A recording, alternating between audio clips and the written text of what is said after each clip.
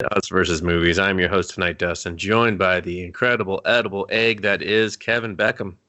Ahoy, hoy. Kevin, Hi. you clicked it. You know the movie. Yeah. It's Tenet. Get it? It's the same spelled forwards as backwards. It's a palindrome. Or no, not a palindrome? I don't know. Nope. Fucking forwards and backwards. It's like a race car. That's a circle. No, it's spelled the same way as race car. Whatever. Rated PG-13, released last year because we all know that. We know what last year means.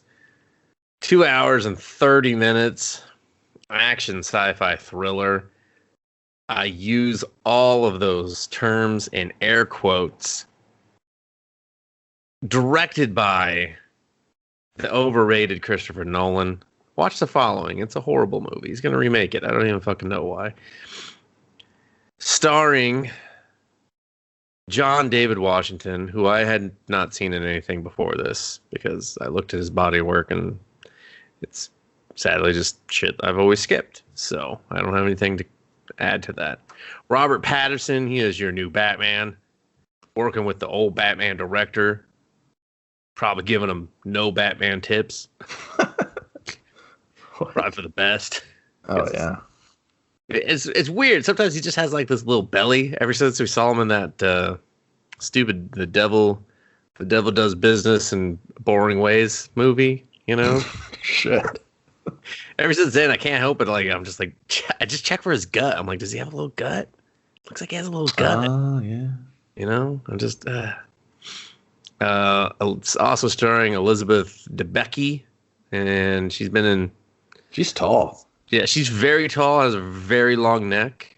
Yeah, very lanky. Couldn't not stop staring at how long her neck was. I was like, that's a long-ass neck. Yeah, she's pretty not lady, in like a bad way, but I was just kind of like in awe of it. I was like, look at that neck.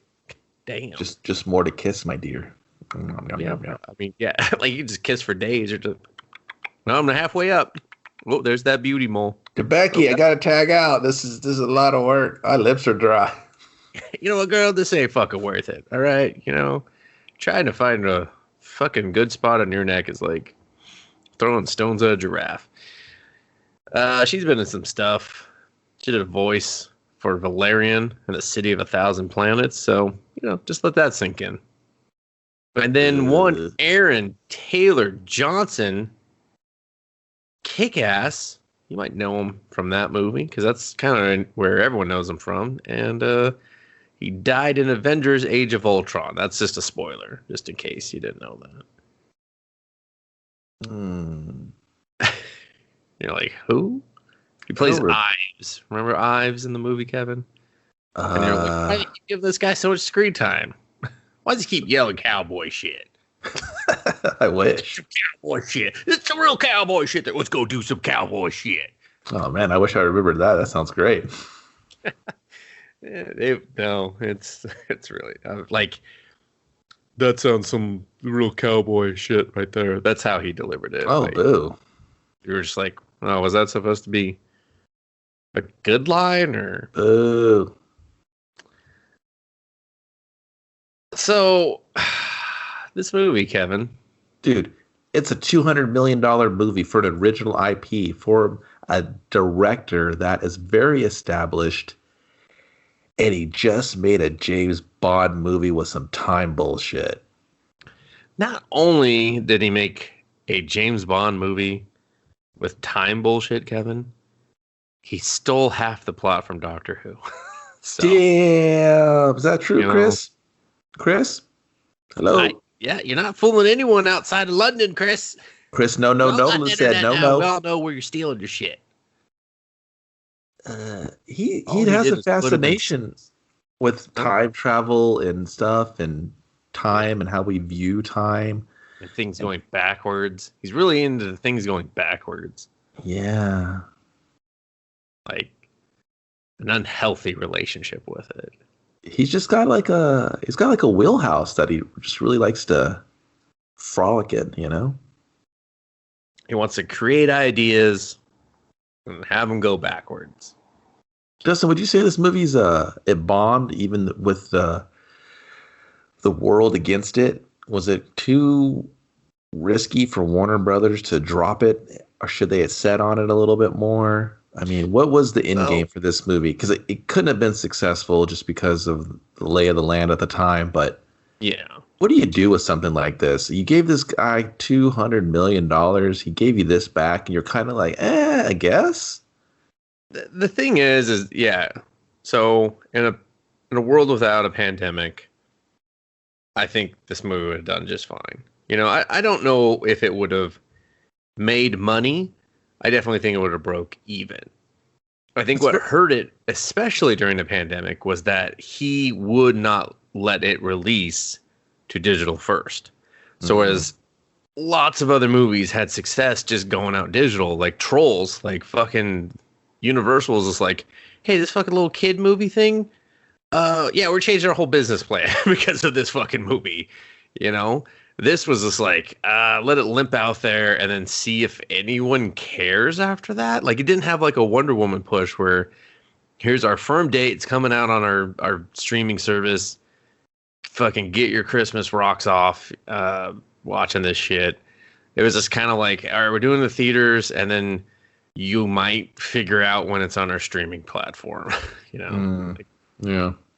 So I think that's the main thing that hurt it, was that he wouldn't let it not go to a cinematic release, and that it had to be in certain types of theaters, like a full wide release. Yeah, exactly, because of the film stock that he used and everything. So maybe if he had just acknowledged that he was releasing a movie during a pandemic, it might have gone better. But he was just like, no, they need to see it the way it was meant to be seen. And then those 10 people died. So.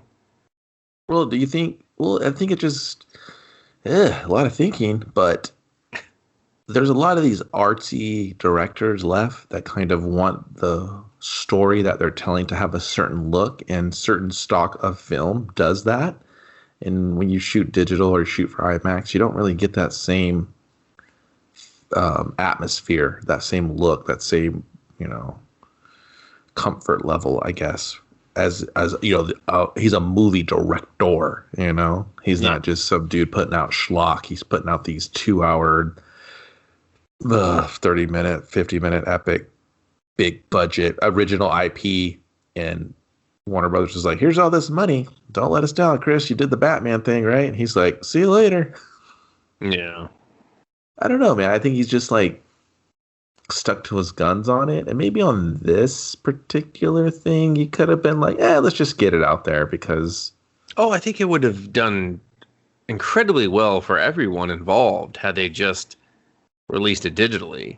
Like, if they had just been like, you know what, fuck it, we're not going to do the Marvel thing and hold our fucking movies for a year and a half, which is get it out there. What's Wonder Woman? Like, Wonder Woman may have gotten panned, but like everyone fucking saw Wonder Woman. It did incredibly well for WB because of that. This, I think so many people just kind of forgot about it, lost interest in it. It just became like a big whatever. So, I think it just I don't the state of the world didn't help it either. I just think it just kind of it was a what do you call it? Just of its own just of the circumstances, and just kind of hit it the hardest. Yeah. But it, like, visually though, because I know he loves that, he's one of those directors that saved like film, quote unquote. It just didn't really resonate with me visually like some of his previous movies have. And I don't feel like that's because it's digital, because I've seen most of his movies just at home instead of in the theater, because his fan base can be quite annoying at times. And this one just didn't, I wasn't like, oh my God, the visuals. I was just kind of like, God, it's like you said, it's a James Bond movie. You're just like, we're fucking everywhere. Ugh. Randomly going back to all the same set pieces. Oh, yeah. I liked some of the shots, like some of the camera placement, some of the cinematography, stuff like that. Overall, I thought the presentation was quite fine at times. I was very worried when it came to action fight scenes, because I think the Batman action scenes were awful. They were just unintelligible shit happening on the screen. Now very like backwards, Kevin. it was very like Born Identity, where you can't really see the action. It's just a bunch of shaky camera it just punched in too much. I'm just like, this is just, I can't watch this shit. It's awful.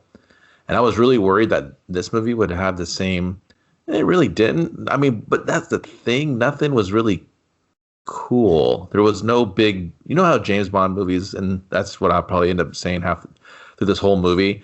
James Bond always has like one big, huge stunt, right? Yeah. Or at least one, or at least they try, or one part where you're like, yeah, okay. I don't know what the hell happened in this movie, but I remember that car flipping down the fucking road over and over and over and over and over. Yeah.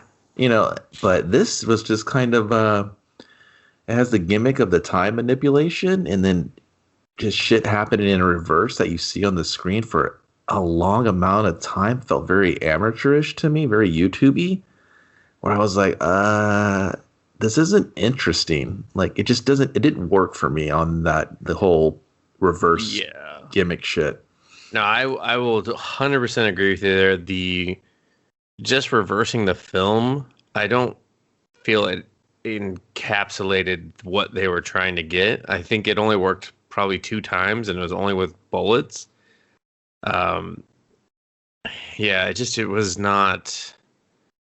I don't know. It didn't translate well, and I think that's partly because he wanted it on film and not just in digital the shit out of it. So, well, I don't really think the digital part bothered me. I just thought there was no tension in the scenes that utilized the gimmick of the going backward.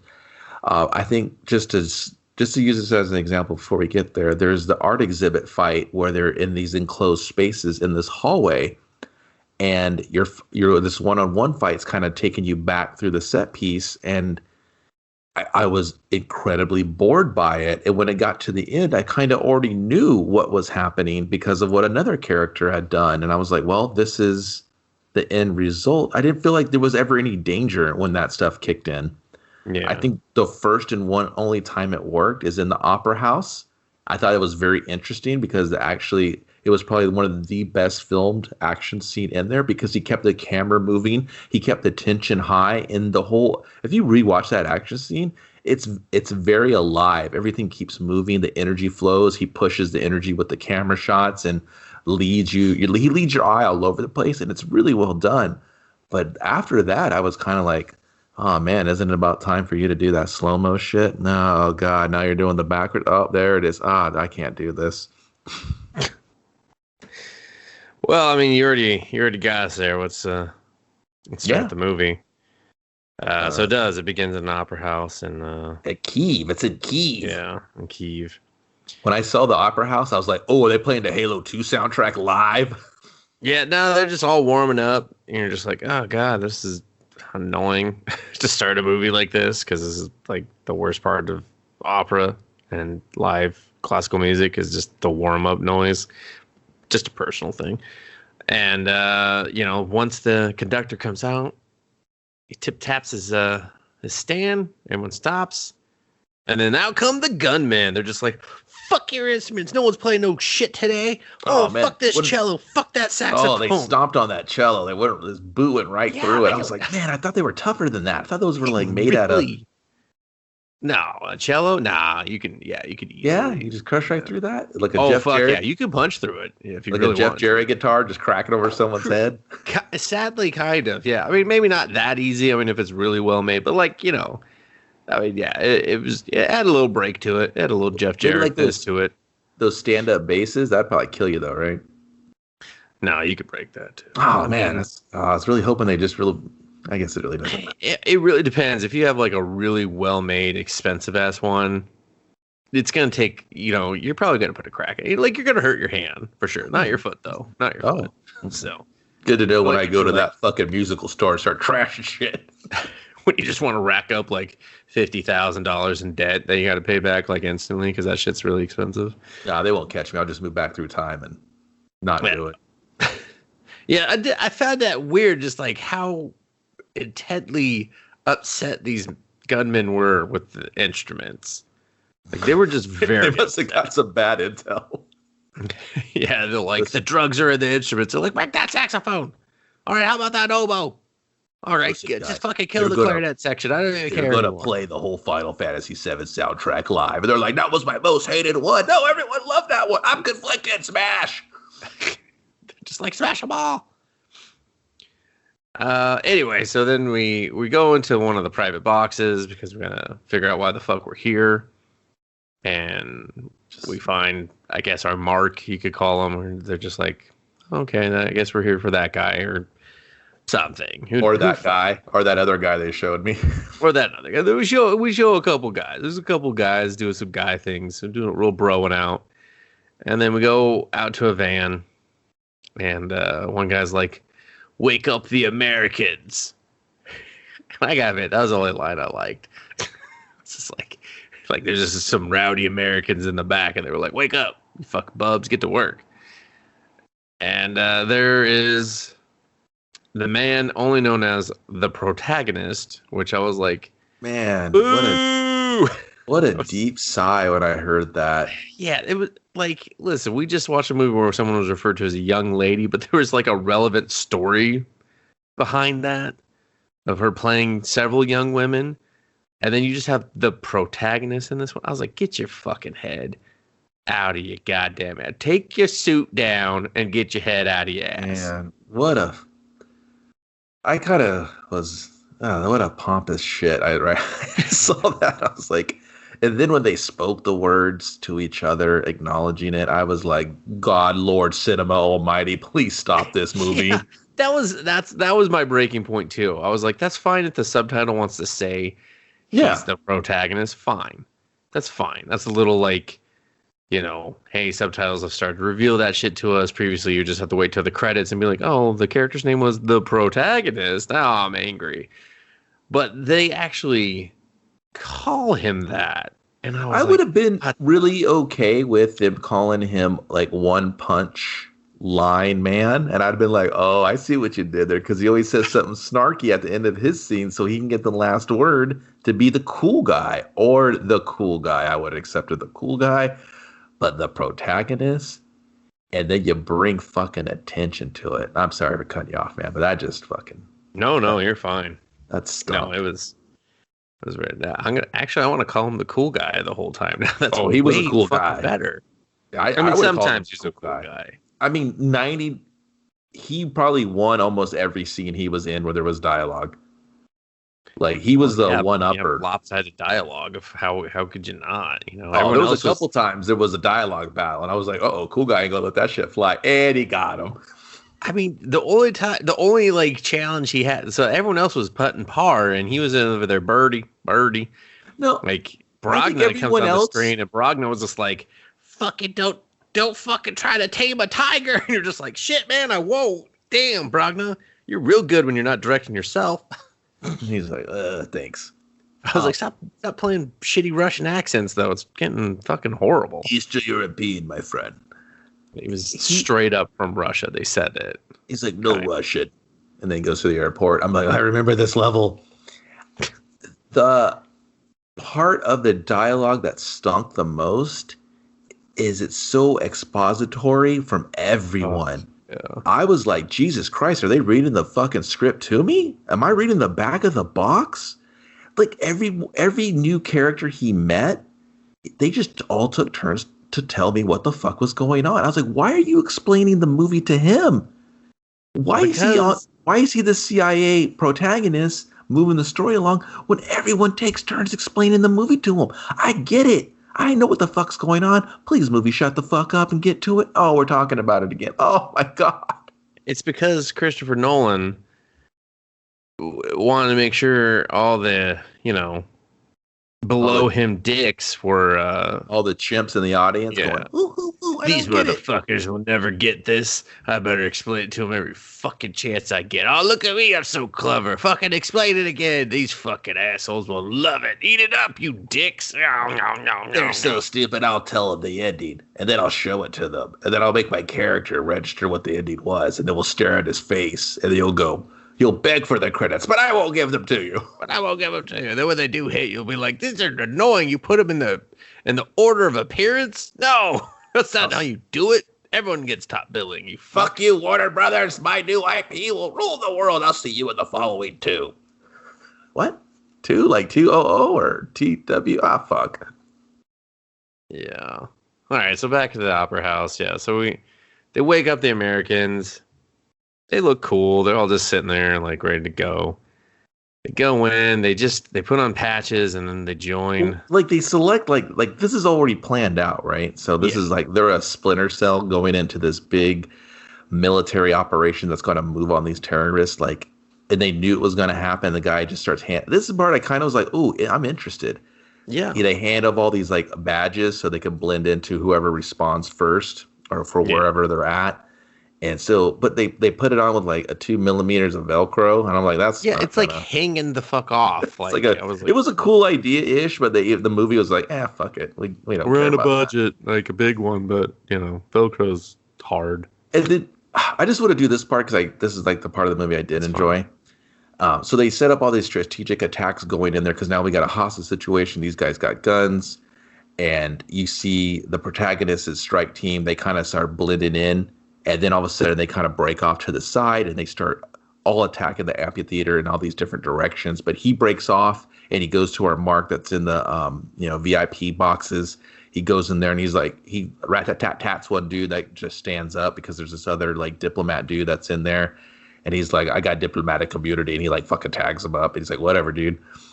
And he's like, now with the CIA, you don't. He's like, are you the contact? And he was like, I like fried chicken at midnight at Wendy's. And he's like, exactly.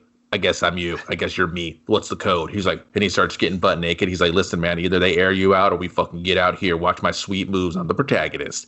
He busts out the window and he's like, you're going to make it out. And they jump through and they rappel down. And he's kind of like running through the audience and you're just like, oh, wow. And the guys are just like, there's someone that's like moving because they gassed this whole place and knocked everybody out, and that gas took like 2 seconds to breathe in. Let's just shoot those motherfuckers. 800 fucking military people here to gas these assholes. Yeah, I saw that and I was like, all right, okay, I get it. And then there's this gunfight and then gun shit's happening. And then this is the part I did like where you got to see, I don't know, people were just like, I don't know, he does the bullet gimmick where it hits the fucking side of the seat and then it snaps back and they start moving down the hallway and then kind of doing the going through time the other way. But you're kind of like, what? Because no one's explained this to me, but they will. Yeah. And this is the action scene that I really liked because I felt the energy there, the flowing, the kind of uncertainty. Like, why are we doing this? Okay, we got the target. The guys make their strike. They all reconvene in this room, lay down the plan one more time. They save the guy, and they're like, what was he going after? And it was like this little box device. And I was like, what the fuck? Are you going to explain this to me? I thought this was part of the time traveling gimmick. Apparently, it's like a nuclear device, part of a bigger. There's like, there's 9 of them. And this is like one. Yeah. I mean, we definitely don't know that at this point in the movie at all. Yeah, it looks literally just like some box, and they're like, "Oh, this is it." It looks shitty when it's all together. You're just like, "Oh, that's so much more disappointing than I could have imagined." Yeah, I didn't know. I thought it was going to be the recipe to do the time controlling, but it's like this plutonium 241 bullshit. Part of the algorithm, Kevin. Yeah. Excuse me. 1,000 apologies, Nolan fans. I would listen to these assholes drag this movie through the. Call it the algorithm.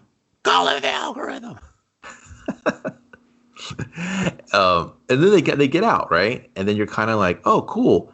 No, because he goes back. Oh no, yeah, they get him out, and he's cool. And then the guy's like, we got to double back. He's like, why? Those terrorists that are dressed up like CS:GO people, fucking put all these little cute time bombs everywhere, and they're gonna blow up the tiniest, cutest bombs. They're gonna blow up the cheap seats and shit. And I was like, that was probably they're at an opera. I don't think any seat is cheap in that place. It's not big. That's not for you to decide. And I was like, okay. So then they run through, and this is when they do the bullet gimmick. They gather up all the bombs, and you see one dude get saved because another guy, he's been made. I think that happens at this part. Where they figure out he pulls off his patch because his patch is like sticking out 5 feet from his arm. Mm-hmm. And then it just turns into this big clusterfuck. They gather, they shoot, they do some shooty bang bang. They gather up the bombs. They put them in this like pillowcase or something. They throw them up in the VIP section where those people, I guess, deserve to die. Yeah, exactly. I was just like, wait, that was your solution? Just throw them at other people? Like, fucking eat your cake, rich people. Yeah, I was like, you think GameStop people had it bad? Fuck your hedge fund and fuck your opera box. And just boom, just blew them all to shit. And I was like, Stoinks! I was like, stick it to the people every which way you can. And by the people, I mean the fat 1%ers. Fuck those guys. So he runs out and he's like, yeah, man, we did it.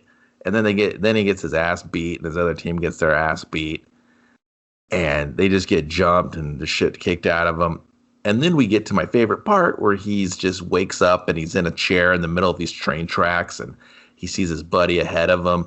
And this, I'm just going to go ahead and say terrorist guy is looming over him going, just giving him the whole fucking bad guy spiel of, you fucking American, you CIA and blah, blah, blah. And then he like, you're fucking weak. Yeah. And fucking pussies. I'm going to pull your teeth out so you have to gum the wieners I put in your mouth. I was like, Jesus, dude. And then Nolan was like, let's lose the wiener line. It doesn't feel like something I would say. And all these characters are just me. So. Oh, well, we'll lose it. All right. Fair enough. You know, you're talking to yourself in the mirror, right, Nolan? He's like, fucking shut the fuck up, mirror. Just write the shit. He pops out like the little cyanide pill, the suicide pill out of his collar, which I kind of liked. And he was like, no, you don't, asshole. And I was like, uh-oh, what are you going to do? I really like the shot here. I like the camera work. The buddy ahead of him was like, dude, why'd you put it in your collar? I keep mine in my hand. Far away from my duct taped hand. I was like, how did he get his? Was it in I his was like, cuff? Did you just say you were dead? What? Why are you... Shouldn't you use it? Because you gave up all that info. Can't they even kill you guys correctly, let alone pull your teeth out? I see your teeth. What? Guys, we got to talk about your terrorism. And I wanted to appreciate the fact that they just took over this train yard. Like why a train yard? What aesthetic were we going for here? Visually interesting with all the action lines. It wasn't drawing your eye. I liked it. I really liked it. This is the part I liked. And then they were like, we're going to beat the ever-loving piss out of you. And he's like, no, dude. My homie's holding the pill. I'm going to fall. And I'm going to go chomp, chomp, gobble, gobble, Pac-Man status on his hand and eat his pill. And then they thought he died. And I was like, if that was the guy, wouldn't they just kill him? Like cut his throat? Double tap him? Yeah. But they just left his body in the... I mean, if they're professionals, they definitely would have double tapped. Yeah, but then you left him in the tides of time, and then he was just... His body was rediscovered by CIA, and the CIA, like, wake him up and go, hey, man, we fixed your face. You want to get Which dressed? I was like, did we... What? Bro. Do we need that? Also, didn't James Bond do that, like, 2 movies ago? What the fuck? Your teeth were mad fucked up. I was like, oh. Yeah, I was like... Thanks for doing that guy a solid. I was like, was it even cyanide? Did it just knock him out or something? It was just sleepy time tea in the pill, like one sip and just knocked him out. He's like, I'm more of an Earl Grey, but this is fine. When you're in a pitch, am I right? When you're licking it out of your best friend's dying hand, it's fine. It's fine, I guess. And it's like, you passed the test, CIA guy. And I was like, what kind of test is this where you just sacrifice a bunch of lives? He thinks he's sacrificing his life. And after all of that, why does he have a really good beard right now? His beard line and trimming was excellent. Shouldn't it be fucked up? Yeah, that's why I questioned I don't think it was cyanide. I don't think they rebuilt his mouth. How did they rebuild his mouth? And then he didn't have any yeah, but he didn't have any problem speaking or anything. Like, if you just woke up with dentures in your mouth, you wouldn't be talking very clearly. You'd be like, "Oh, these are weird, and I'm gonna get used to them." Anytime you get any dental work, your tongue is alive with exploration of like, what is in my mouth? Your tongue's just like, "Come on, what is this? Oh, get out of here!" Oh. Yeah, but he was just like, "I'm fine." This guy's a pro. He's like, fucking dental work. One time I had to put, you know what? That's a different story. I don't need to talk about my penis right now. They were like, please don't. No. I thought we dropped that. Did he leave that in the script? He just told me to take that out.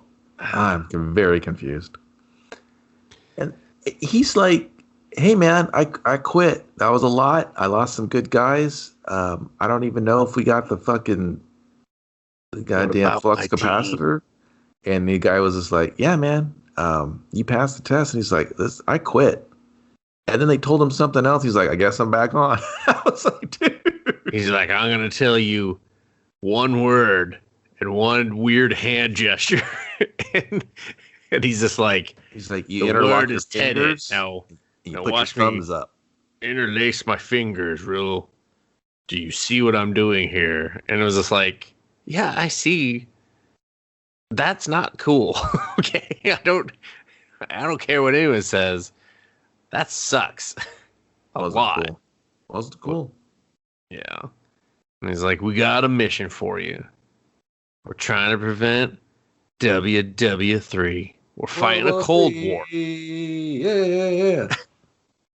He's like, what type? Are we talking nuclear? He's like, worse. He's just like, and I laughed because I was like, what's worse than nuclear? Dude, but, when he said, he was like, nuclear. He's like, it's worse. I was like, fuck you, movie.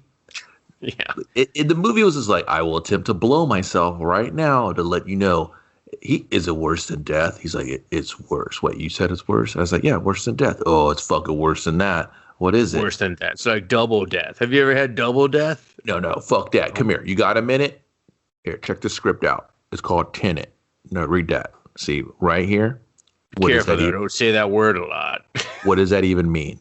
That page and that page and that page makes no fucking sense. We don't know what we're doing. We're just going to shoot a movie. I'm Chris Nolan, everybody. Tenet is the same forwards as it is backwards. Okay, it's like race car.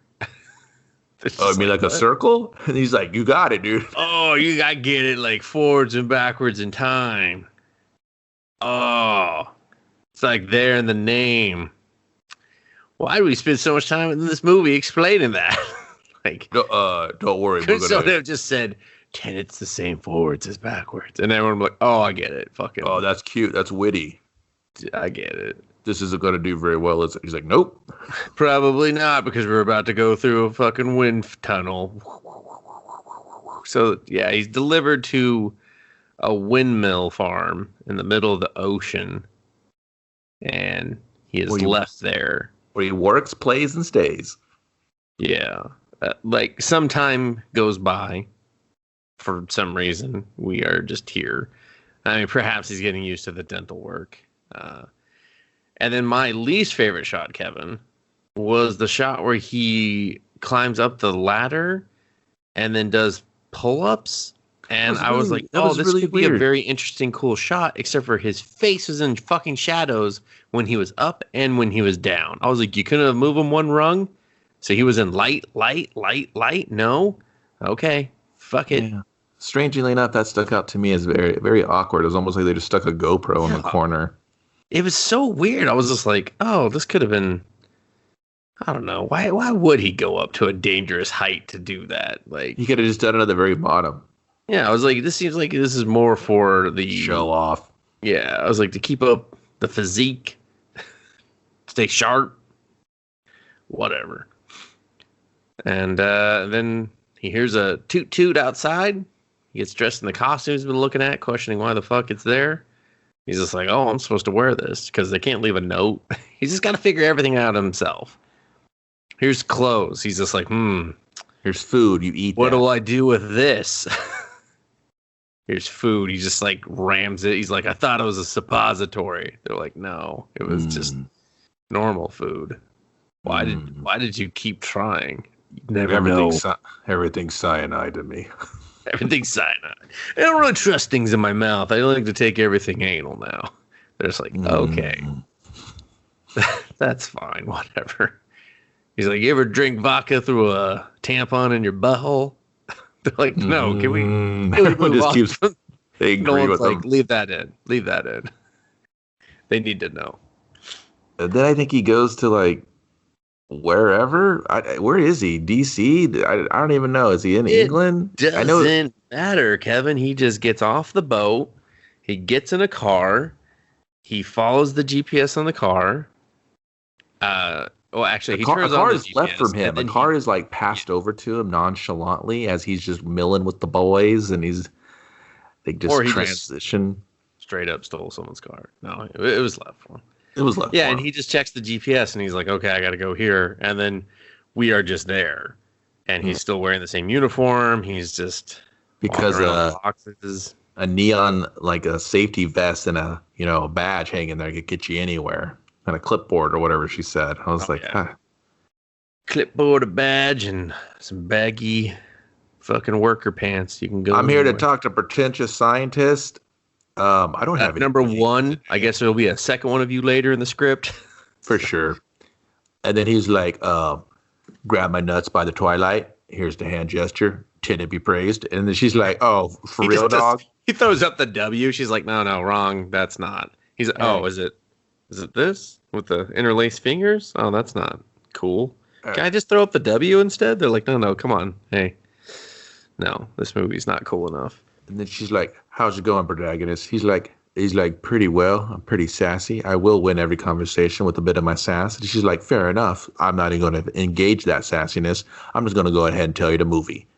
And he's like, what you got? He's like, drop that bullet. Now pick it up. Now the bullet didn't know you dropped it. And then blah, blah, blah, blah, blah, blah. And I just started staring at the screen. I was like, what in the fuck are they talking about? Yeah. You're explaining the whole bull. Oh my God, this is stupid. Yep. So they explain the gimmick. There's material. Well, the sad part is they don't fully explain it. They kind of give you this tease of an explanation, and it's not that stuff is moving backwards. It's that it's inverted, and so it's like a parallel inverted world. But there's also time travel, so it's like parallel and inverted and time travel. And you're just like, God, fucking Nolan, you couldn't just pick one and made that work. And that's the thing. If you would have picked one, like you could maybe invert it and reverse the time and control it, then that's fine. But then it got bigger and bigger, and maybe one other piece needed the other piece to make it make sense for him. But when it started expanding, and literally the scientist just gives up on explaining what the fuck how the gimmick works. She just kind of stops talking. She's like, yeah, it's neither here nor there. I filmed all this. You want to see it? I was like, I don't want to watch her film the bullet gimmick to him. He has to drop it, so it has to be in motion, but then it's inverted. But you have to do it. That part was so frustrating, though, because when you saw her footage, I was just like, that didn't translate. No, it gets worse when she starts slapping the bullet around. And I'm like, what are you saying? You're saying the bullet is it's inverted, so it's going to do this, but this bullet has to have this certain casing and metal material for it to be an inverted bullet? But that didn't, and that part kind of irked me too, because it doesn't fit with the rest of the movie when we learn like the rest of the gimmick. Because it's totally like left. They leave it. Yeah, she's totally. It's like that's like was part one of the idea, and then the idea morphed into something different after that. But they left that because he liked it, but it doesn't fit because she's able to just kind of manipulate where the bullet's going and stuff. But the bullet's inverted, so at some point she would have to invert to kind of do that stuff. I guess it just like that part doesn't make any sense to the rest of the movie, unfortunately. Well, yeah, it gets like dumber. Explains it, but also wrong. And you're just like, well, that okay, no. Well, because back at the Kiev Opera House, they do the whole thing where you see the bullet come out of the impact, out of the chair or whatever it was, and then she gives the protagonist the gun, and he shoots at this rock formation type bullet setup, and then the bullets are going back out of the damage, and she's like, no, it's not going back into the gun, it's just they're inverted. And I was like, okay, so this must be where the idea of this movie started. He had some bullshit idea to do like some reverse gun kata bullet shit. Yeah, exactly. And it kind of just started growing to like, well, what if he was moving through time, but he was moving backwards through time? Like at the same time, we're watching this momentum of him going through time. And then we're going to be able to say we can go back as far as we can in the movie to say and do shit that you haven't seen or we haven't told you. So we can make the ending be anything you want it to be. But if you're paying attention, you can figure the ending out like almost instantly because he is constantly the one that has to be explained to everything. Every fucking scene, he has to get explained something. So I'm like, yeah, it's you, dude. You're orchestrating all of this. Because you've only gone through it this one time, this way. Yeah. So I'm like, well, he's the one that did it. Oh, he's the mastermind behind this. He's the protagonist. What? They said the thing in the movie from the thing. But the whole that scene, I get it's just a cheat to explain everything, but I feel like it explains it wrong by the time you get to the rest of the movie. But it feels you're 2 like hours later, so you forget. Yeah, exactly. It feels like I don't feel that it properly explained it and kept to its own rules based on that scene. And another thing is they don't really do anything cool with it ever. No, she shows you all these inverted. So she takes him to show him like other inverted objects that she studies. Mm-hmm. And I was just like, what? That's like, and he just looks around all these drawers, like all these like science drawers. And they're supposedly like they allude that it's all filled with inverted stuff. And then when you see the inverted stuff, it's just like broken normal stuff, like gears and stuff, and like just like kind of just this junk. I thought they were going to build up this inverted bullet thing, as that's how he was going to kill the bad guy, air quotes, with like some double bullet shot where he lines it up in the past and in the future at the same time and just blows both sides of his head out or something insane, Like he just goes into a field and shoots the bullet and then it just disappears, and then like later you go to that field again and you're just like, oh shit, I know what's going to happen, and he just like catches it in the bearing. His head just he knew back then. Because that's a problem with this movie. It's kind of like a con artist movie. It's trying to be more clever than you while watching it. Oh, yeah, but it's trying to con you, the viewer. Yeah, that's the thing. It's like it's not trying to. The con is not on someone in the movie. It's the people watching the movie. Yeah, but also in the movie too. But also, yeah. So yeah, he learns about bullet stuff. And then he's like, what do I do now? Because I don't know how to do anything. She's like, you should go see Michael Caine or something. Go to jolly old England where Christopher Nolan's from, and go see Michael Caine because he's buddies with Michael Caine. He put him in the Batman movies and Inceptions, and now the guy just works with him. He's just like, this is an easy paycheck. And you get to listen to Michael Caine talk with food in his mouth. And I was like, listen, Sir Michael Caine, I'll fucking hit you. I don't care how old you are. Like, what the fuck? Yeah, dude. And he shows up and they mock his suit. And I was really just like, I'm not paying attention to the suits. Like none of the suits look vastly different to me. Like, dude, he said he had a Brooks Brothers suit on. That hurt my feelings. I was just like, damn, Sir Michael Caine. The fuck? And yeah, so he's like, hey, you got to go finagle this woman. Take this fucking bag my wife had left over and this supposedly very expensive painting. And go get her to look at it. This is your in. And then he's like, all right, I gotta leave. I've been here for 2 seconds, but I ordered food. And then they bring the food. And he's like, can I get a to-go box? Certainly not. And Sir Michael Caine's fucking handmaiden. Yeah, he's just like, oh, you Americans. He's like, you right, bitch. Yeah. And then they introduce the worst character in the movie because I do not for 1 minute understand his connection to her, his devotion to her, or why she's, really a driving force of the movie. Dustin, this is where the term Captain Save-A-Ho comes from. I don't know if that's a term. Oh, you haven't heard that? Yeah, this Captain Save-A-Ho. He's just trying to be a hero for her hoe ass just to be a hero. And he tries to just finagle her and just, I don't even get a sense of attraction that they liked being in the same scene as each other. Yeah, they had no chemistry. If that's what you mean. Zero chemistry. He's just like, hey, you see this Alfred E. Newman picture that you love? And she's like, I can spot a fake a mile away. Except for that one that I didn't. I know. I was like, And it ruined my life. I was like, were they supposed to take that out of the script? Because Yeah, I was she's like, really good at it, but the one that fucked her life up, she didn't make the right call. I and don't that's know. the chip he has. I would just be like, all right, well, live poor with your son. Isn't that what you just want your son, right? Oh, Can we you get to the want your status plutonium? too.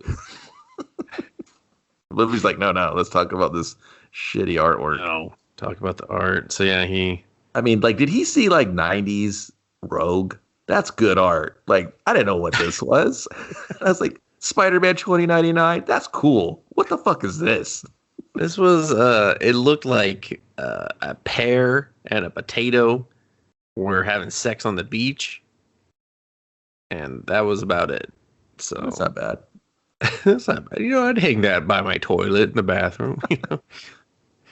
So then he's just like, "Hey, I know about Hey, your husband." this I coming know from a about guy that had an Underworld poster in his bathroom for a long time. That was intentional because that's Boop, where it boop, boop. belonged. Take that, Hollywood. Take that, Underworld. Damn you, Kate. You were beautiful in that, but then you were dating that weird Pete Davidson guy, and I was just like, God, what's wrong with you? Fuck, this movie sucks. Yeah. And then it's just like all of a sudden they're at dinner, and he's just like, listen, just I verbally get that you want your swapping kid. it, like, your husband's cool, but I'm cooler. He's got the kid, but ooh, I'm so cool. And she's like, you're not as cool as him. He's a psychopath. Oh, here comes his heavies. And they all sit down by her, and he's like, I guess we're done. He's like, the hey, annoying guy just starts eating the food with his hand. I was like, come on, man. yeah, dude, manners, Ask for bro. a fork. And the guy's like, hey, man, I know you got this rare Jubilee sketch. You want to check it out? And she was like, no. He's like, I know Jubilee is your favorite X-Men. And she's like, how did you know? How'd you fucking know? CIA intel. Like, Uncle Sam wins again. and so she's taken out through the kitchen, and he's just like, call me later. And she's just like, I don't think. But look, I wonder why. Not gonna get Is there murdered. paparazzi? Is she just a notorious like crime boss wife? She has to go through the kitchen. I was like, is that just that for was just dramatic where the effect? thugs take her? Yeah, it was just so he would go through the kitchen, dude, because he followed her. Yeah, but then That was it. he goes to the kitchen for the most uninspiring fight scene in the kitchen. Oh my god. It was almost a chore more than it was entertaining. He like I was knocked like- he knocked some plates on some dude. Some guy was like, He Jesus. was just like, fucking clean up. That guy was like, some plates in my face. I'm I done. can't believe you threw plates at me, bro. That's No totally one not ever throw okay. plates at me. I told you guys I don't want to fight in the kitchen. I don't I need this job. told you. Every time plates in the fucking face, I can't do it anymore. Was that an original Ghibli Rogue she had? What was it? Was it the dope ass Psylocke one he did for the swimsuit issue? That shit was fucking tight, man. My boner was so hard right then.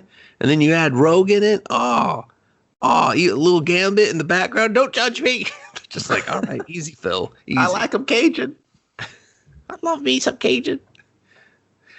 Yeah, oh god, the fight scene was. I don't even remember his dialogue because it was just so more like the fight scene was like just him walking through, almost saying "excuse me" to the guys, and they just kind of. Excuse me. I mean, the cheese grater was like, I was like, okay, that's kind of violent. And That's interesting. That was Yeah, I but it was perked like- up, and then they didn't do anything else after yeah, that. there was no blood, there was no real impact. He was just like dunk, dunk, dunk, and then he put it down. I was like, no, Yeah, that's I like thought he was gonna like put it in a guy's mouth, like put it in his nuts and kick it, like a real was just hardcore kind of wrestling like- match or something.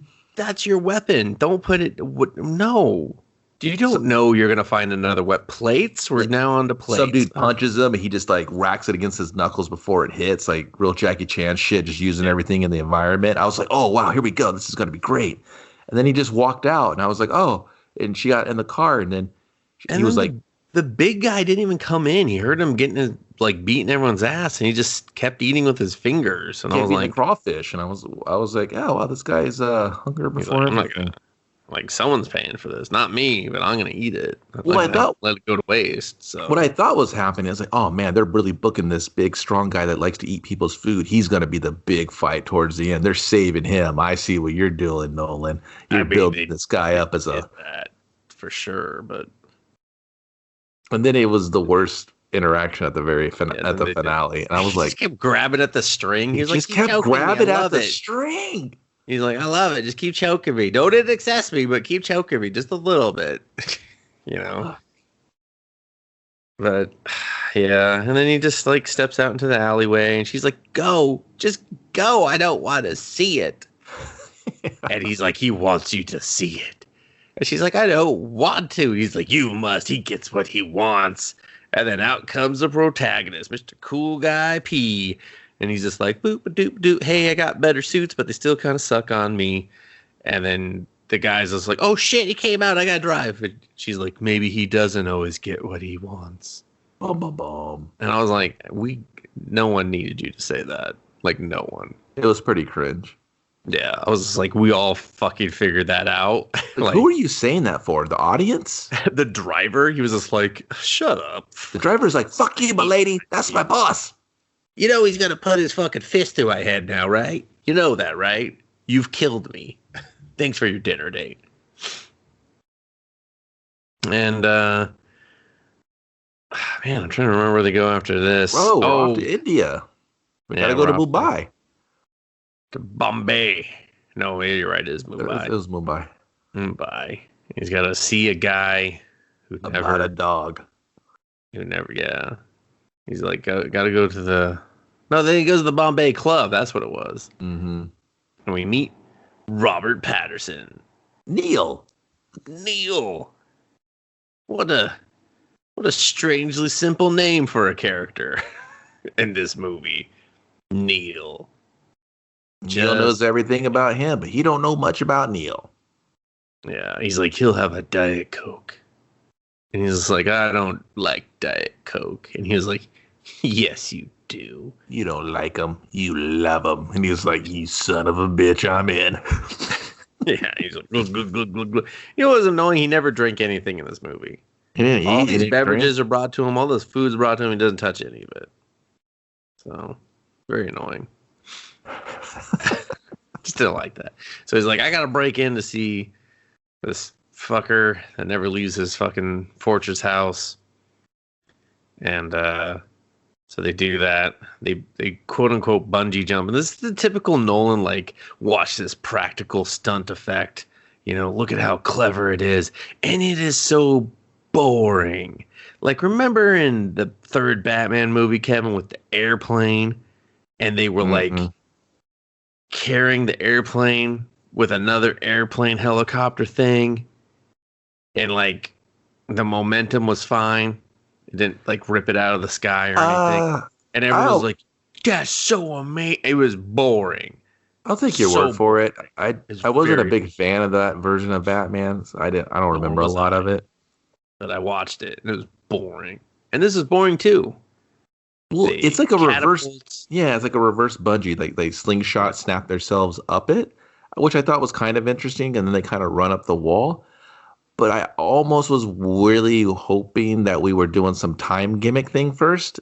And they were like, we're not there yet, dear viewer. And I was like, oh, yeah, you're not there yet. Are we going to see any more cool bullet trick? No, nothing. All right. I guess just tan suits. just do your reverse bungee, I guess. And then they easily take out the entire guard team. Oh, those guys are a bunch of jabronis. I was like, this is supposed to be like, this person doesn't leave. And this is the fourth. That guy was checking Facebook. And he was just like, not anymore. The relationship here, let me check your status. Complicated. It's complicated. Fucked. Fucked. Get wrecked. They're just like, oh. I like that guy. He got wrecked. That's just put a little Pepe Frog on his profile page. He's just like, you're real confused. Oh, he hates that meme. Why would he change his face? Oh, man, he must be in danger. He's either been turned or he knows that that's originally from, this is complicated. I got to do a lot of Pepe thinking right now. Bleeding out on the fucking patio. Sad boy. Yeah. And then he gets to the guy and he's just like, tell me everything. And the guy's like, I'm afraid that won't be possible. And he's just like, listen, motherfucker, you're an arms dealer. I'll gat you. This would be the easiest trigger I ever pulled. Yeah, the easiest trigger I ever pulled. And he's just like, it's my wife. Don't kill me. Yeah. His wife's like, it's a man's world. And she's like, Sanjay, fucking go get the tea. He's just like, yes, mom. Yep. And then she gives him the next part of his mission. No, dude. drops She the explains Tenet the thing. movie for 10 minutes, Yeah. and then she's like, maybe you should fuck off and go get this medal. He's like, And well, I tracked the also, medal to this area that you dealt with, and then you do the thingies. And she's like, oh, you're pretty smart, but here's the rest of the movie. I was like, what? It's like a cutscene to a video game. Like, you really don't have any choice to interact or kind of really engage. I think Your the Bombay thing's before London. Your character goes in there and just sits there and listens to someone else tell you the story. Yeah. We're just getting cutscenes. No. It's And just then you're cutscenes. And you're doing quick time the rest of the time. You're just like, what the fuck? Hard Rain sucks. Yeah, you're just doing the don't fall asleep. Like you're like, oh wow, my eyes are heavy. I won't do it. Hey. All right, I'm a little more awake. Yeah. Oh, but she throws him the Tenet hand signal too. Yeah. She's just like doing the chicken dance. Cool. He's like, that's not it. I'm gonna have to shoot you. She's like, oh, hold on. I'll remember. Has this family ever seen a chicken? They're not alive. Cow. So they throw out the Tenet hand signal, and then he reveals that her cartridges were all her goods and cartridges were purchased by the Russian bad guy of the movie. Yeah. Was it Sador? Sator? Sador. Sator? Oh. Sador is how it was pronounced. So, or Satyr. That's what Satyr. it was. We go from Neil to Satyr in like 60 seconds. You're like, what the fuck? That's way better than Neil. So, and then I'm sorry, and then now we go back to that's when we go back to London and meet London Calling and stuff, and then so after he saves her, he gets out of the restaurant, then he meets her the next day, and he's like, I want a meeting, and then she, just for whatever reason, she very James Bond damsel explains to him her situation, that sucks. She fucked up on this painting, and that Arpepo, yeah, Aripo, and that he bought it for $9 million and holds it over her head and is keeping her son from her. Yeah, blackmail to control the relationship. Yeah, if he can't have her, no one can. Who cares? Type of thing. So, man, wait, does Oslo happen after this? I think that's what. Yeah, he goes to back to So he's this is where they start. They got to do the big scheme. It's the big heist time. Yeah, he's like, I got to team up with Neil again. So they go crazy ideas. Yeah, they figure out where the turnstile is. Yes. Well, I mean, they don't know that quite yet, but I mean, they do. One of them does. But we introduced this concept of a free port where rich people store their stuff so they don't get taxed. It's like a Swiss bank account for art and shit. Bro, I felt like they explained that a lot, didn't they? They went into a lot of... It's almost like Chris Nolan wanted you to be very offended that free ports exist. And that also that he wanted you to know they existed.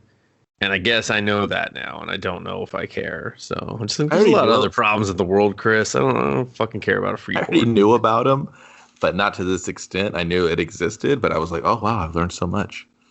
I've learned so much about the illegal gun trade being smuggled. And, whatever. And yeah, so they have to case the free port. So Neil goes in, of course, because, I don't know, I guess there's nothing else for Robert Pattinson to do at this point in the movie. And he gets a tour. Well, he has to walk it so they can, create a distraction. Yeah, he's like the planner. Yeah, he's like, I'll create the idea that we're going to do.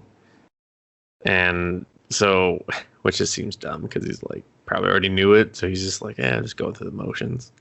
Just here.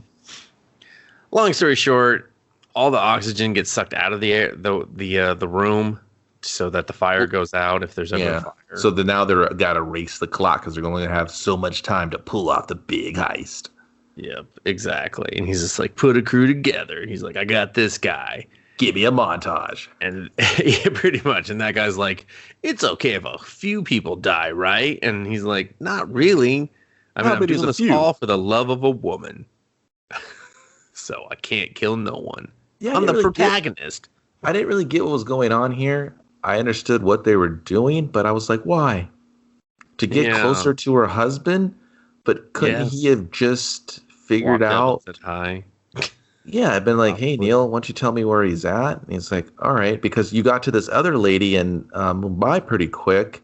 I'm pretty sure you could do the same thing. Can you reverse bungee his boat or something? No, it all became about saving the woman. Who cares about her?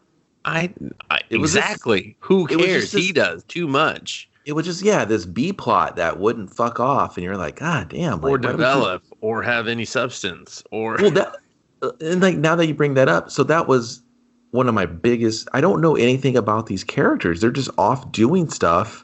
I know one guy is the catalyst protagonist, and he goes from section to section of the movie. Another character explains the movie to him. He nods his head. He looks at the camera, gives it a thumbs up, and as the audience, I just nod my head, go, okay. He goes to the next scene. I don't know anything about him. He seemed to care about his CIA buddies that went down. It was just a test of his loyalty. And I was like, And then Neil shows up. They banter like they've known each other for a long time, and they instantly hit it off. And he tells him all the stuff, even the super secret bullet reverse time stuff. And Neil's just like, yeah, man, okay, we're cool.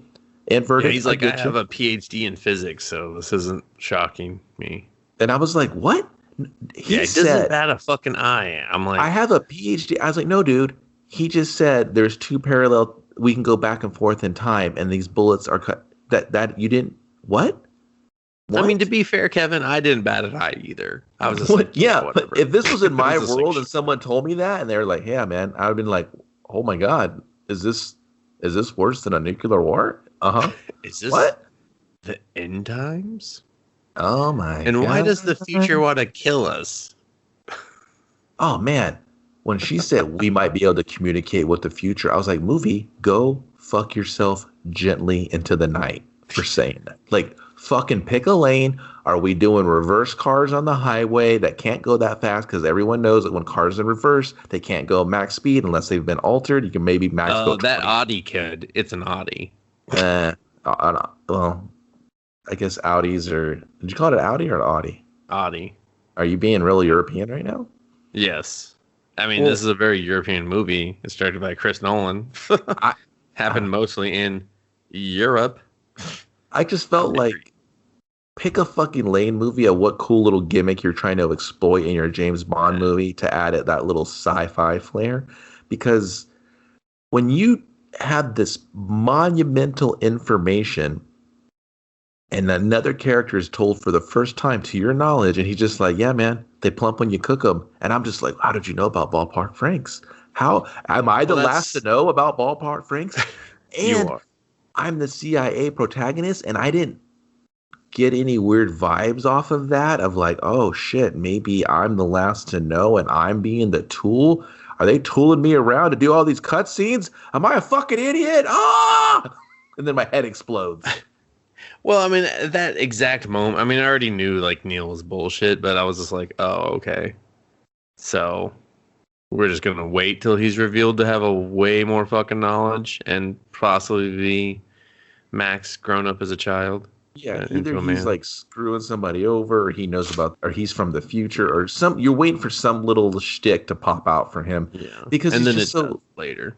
Because, you don't know anything about him. I don't know anything about these characters. I mean, I don't even know if he's a good guy. Like, I really don't. Like, standard operating protocol, it gets thrown around a lot, and he's CIA. Like, that basically means no fucks given. So yeah, but you're also telling me, like, I'm just following you. So does that mean you're the good guy? Maybe the Satori guy is the good guy, and he just wants to... Or Sador, I'm sorry, and he just wants to do something that might be a little bit, Doctor Doomish, but he's it's very Doctor Doomish. He's like gonna end the world, but yeah. But yeah, dude, it's just like I don't care. It was just a bunch of big, high production, sets and locations and blow 'em ups and just people doing stuff. And you're hoping this gimmick draws me in of the time. And I'm like, well, I don't like anyone particularly. I mean, the protagonist guy, I guess John David and they're charming, I guess, in their scenes.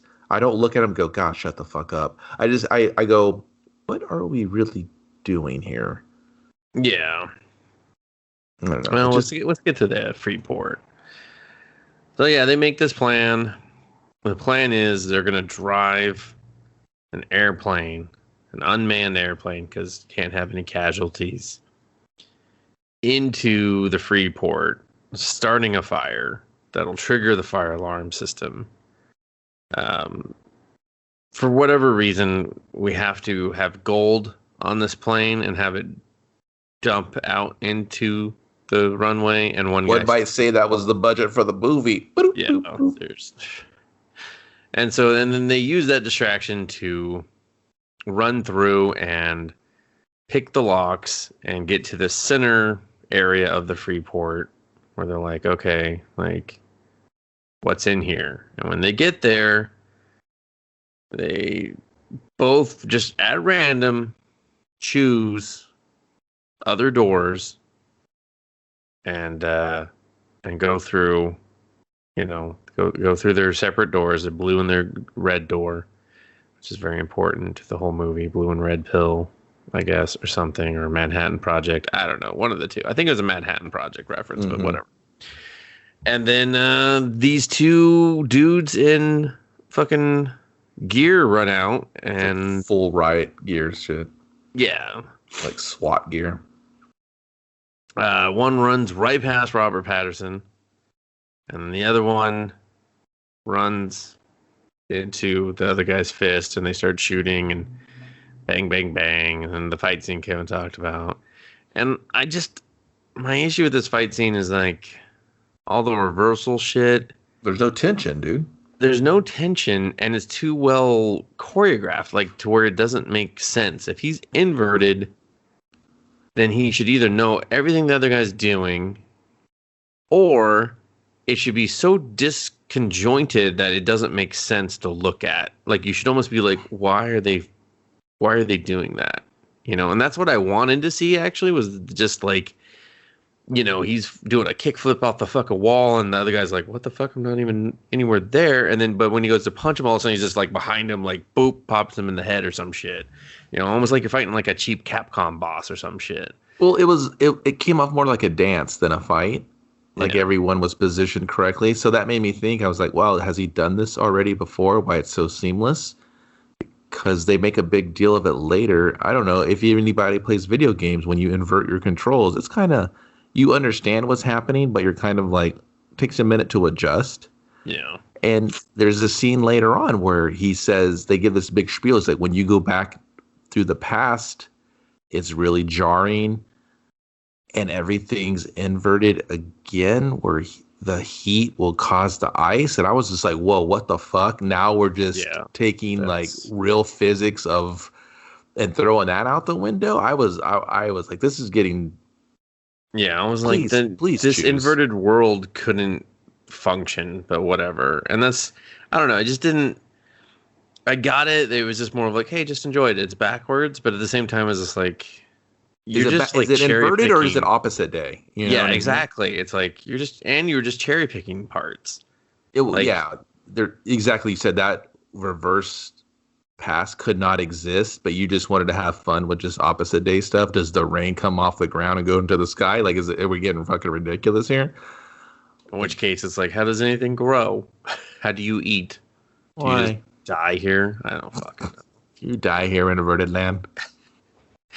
So we got this fight, and then Robert Pattinson finds his guy, takes off the helmet, and is just like, okay, you get to go free. And I was just like, well, that told me everything I needed to know, like, instantly. I was just like, all right. So that was, at that point I was like, well, it's one of the two. It's either that was Robert Pattinson's character or the other guy's, or the protagonist's character. I guess the movie will tell me which one later. Movie's like, maybe not. Maybe not. No, I totally will.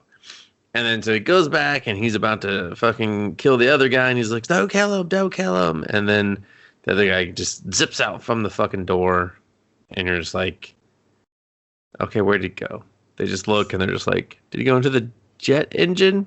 Is he dead? You know what? I don't fucking care. We should lay down. Yeah, they're like, all right, we got to get back. So then they go back and pretend to be passed out. And I didn't really like this. Every time there was like any sort of traveling to do in the movie, they just made this guy lay down. They're just like, lay down. We're going to be there in a minute, you know? Yeah. So, and then they're just back in the hotel. Or no, they're back in London, I think. They just like go back to London. He tells her, don't worry about it. I got the picture destroyed. You're a free woman. And then he's like, get me a dinner with him. And she's like, fine. It's your funeral, motherfucker. He shows up to dinner.